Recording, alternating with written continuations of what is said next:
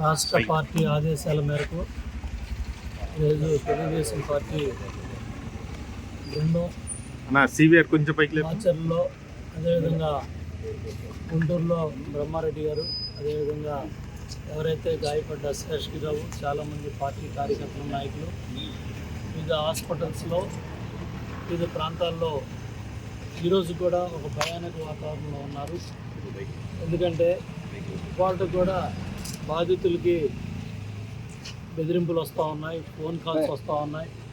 వాళ్ళ పిన్నెల్లి పరారు, ఈవీఎం ధ్వంసం కేసుతో పలాయనం. ఇవాళ ఏదైతే ఆ రోజు 13వ తారీఖున మధ్యాహ్నం స్వయంగా శాసనసభ్యుడు పోటీ చేసే అభ్యర్థి పిన్నెల్లి రామకృష్ణారెడ్డి ఈవీఎంలు పగలగొట్టారు. అక్కడ పోలింగ్ సిబ్బంది ఉన్నారు, ఏపీఓ ఉన్నాడు, పీఓ ఉన్నాడు, రిటర్నింగ్ ఆఫీసర్, జాయింట్ కలెక్టర్ పర్యవేక్షణలో అక్కడ ఎన్నిక సమస్యాత్మక ప్రాంతంగా వెబ్కాస్టింగ్ 100% అన్ని పోలింగ్ కేంద్రాల్లో కూడా వెబ్కాస్టింగ్ జరిగింది. మొత్తం రికార్డ్ అయింది.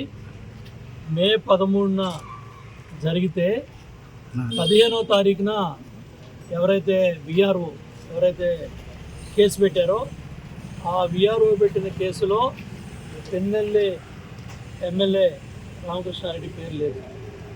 గుర్తు తెలియని వ్యక్తులు ఈవీఎంలు ధ్వంసం చేశారని కేసు ఇచ్చారు. అంటే చీఫ్ సెక్రటరీ జవహర్ రెడ్డి నాయకత్వంలో ఎవరైతే ఇక్కడ అధికారులుగా నియమించబడ్డారో, ఆర్ఓలు కావచ్చు, పీఓలు కావచ్చు, పోలింగ్ సిబ్బంది కావచ్చు, వీళ్ళందరూ కూడా చీఫ్ సెక్రటరీ ఆధ్వర్యంలో రాష్ట్ర ప్రభుత్వం నియామకం చేసింది. ఈసీ అయితే సిఇఓ కేంద్ర ఈసీ దృష్టికి కూడా తీసుకెళ్ళడం జరిగింది. మరి చీఫ్ సెక్రటరీ ఆధ్వర్యంలో ఇంత కార్యక్రమం మొత్తం రికార్డ్ అయితే ఏ మాత్రం కూడా 15వ తారీఖు ఇచ్చిన దాంట్లో కూడా ఎక్కడా కూడా లేదు, ఎమ్మెల్యే పేరు లేదు.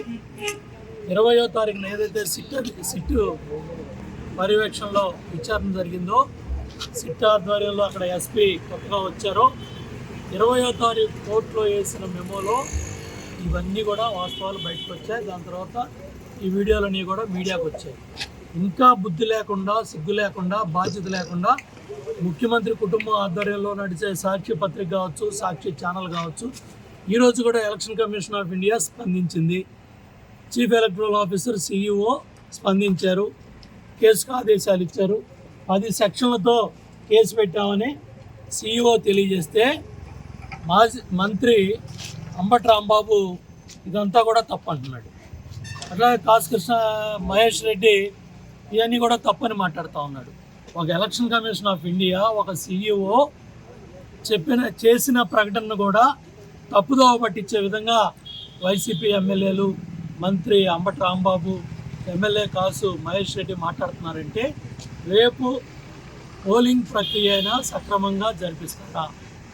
ఇవాళ రాయలసీమ జిల్లాల్లో చాలా ప్రాంతాల్లో 15 మంది ఎవరైతే రిటర్నింగ్ ఆఫీసర్లు ఉన్నారో మాకు ఆరోగ్యం సరిగా లేదు, మా మీద తీవ్ర ఒత్తిళ్లు ఉన్నాయి, మమ్మల్ని బెదిరిస్తూ ఉన్నారు, పోలింగ్ రోజులు కూడా మాకు సహకరించలేదు, మీరు రేపు కౌంటింగ్ అయిన తర్వాత మీ సంగతి చూస్తాం అని వాళ్ళ కుటుంబ సభ్యుల్ని, వాళ్ళని బూతులు తిడుతూ ఫోన్లు చేసి బెదిరిస్తూ ఉంటే వైసీపీ కార్యకర్తల నాయకులు చీఫ్ సెక్రటరీ ఏం బాధ్యత తీసుకుంటున్నాడు?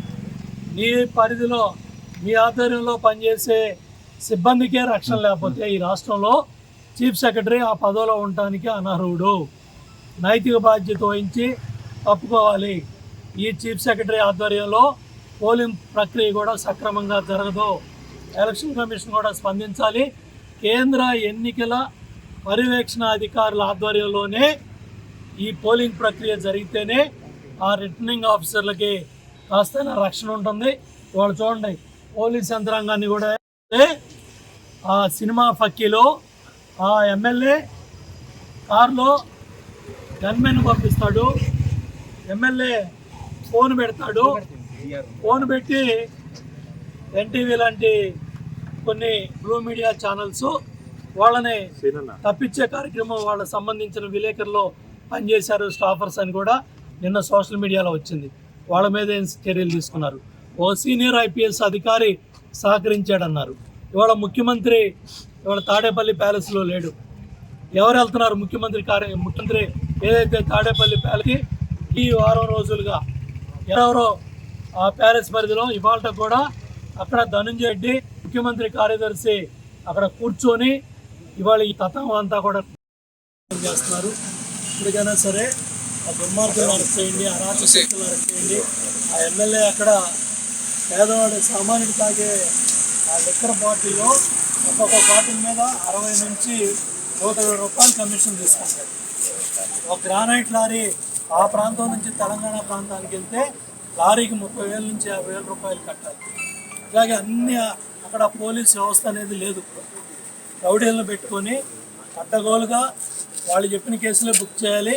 వ్యవస్థ అంతా కూడా వాళ్ళ చేతిలో తీసుకున్నారు. దానివల్లే ఈవీఎంలు ధ్వంసం చేసేదాకా ఎమ్మెల్యే పరిపాలన వెళ్ళింది.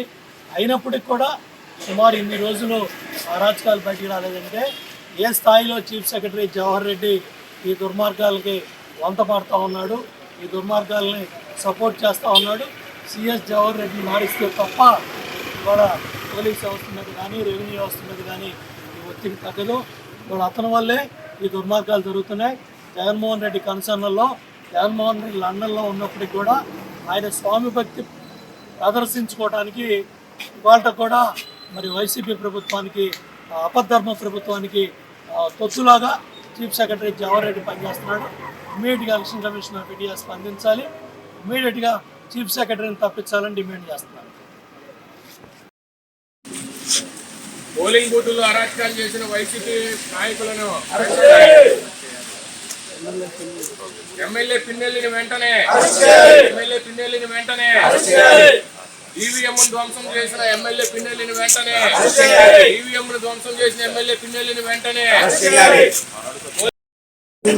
రక్షించాలి. వైసీపీ నాయకులు పోలింగ్ అక్రమాలు పిన్నెల్లిని వెంటనే